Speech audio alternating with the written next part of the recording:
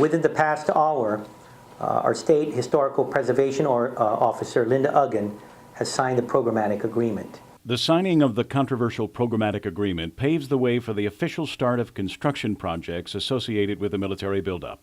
It means the immediate release of $200 million in construction funds, and it will also allow for bids to go out on $800 million more in projects. I've been very clear that I'm for this military buildup, just as long as we all understand it's a Guam buildup, and that at the end of all this, the quality of life for the people of Guam will not deteriorate, but will be enhanced. And this programmatic agreement and the concessions that were negotiated prove that we are moving in the right direction.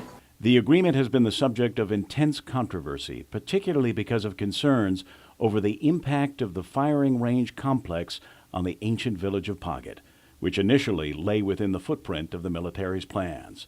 The key concession was to remove Paget Village and the caves from the safety danger zone. Governor's Chief Policy Advisor Arthur Clark negotiated the breakthroughs. We took that to our negotiations with the Department of Defense and convinced them to reorient the ranges. So now the village and the caves are completely out of the safety danger zone. Which, if you're not familiar with that, I think most of you are. What that is, that's the potential area where ricochets or shattered fragments might fall outside the actual target area.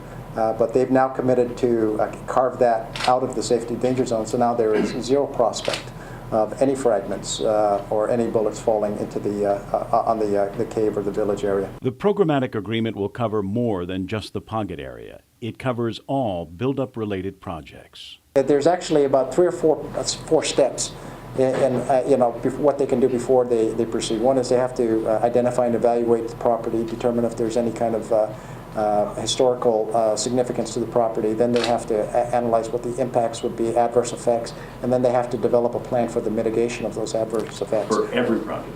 For each individual project, right. Most of the land in question for the firing range complex is GovGuam property. First of all, the property belongs to the government of Guam, so everyone's clear on that. So if they're going to take the property at this point, we're contemplating a negotiated lease, and so that's something where there'd have to be negotiation. But the area that's being contemplated is the plateau area above these historical sites. We're not going to sell a property. The properties that are necessary, we're looking forward to seeing how we can negotiate a lease that we believe the people of Guam are getting fair compensation. And then, of course, with the proceeds of that lease money, ensuring that we provide a better environment for our people to live in. It's entirely government, GovGuam-owned property, no private property? I'm not too sure. I think some of the area might be private, and in which case they'd have to negotiate separately with the private landowners. So the military would have to do that? Yes. Yes. Kevin Kerrigan, PNC News.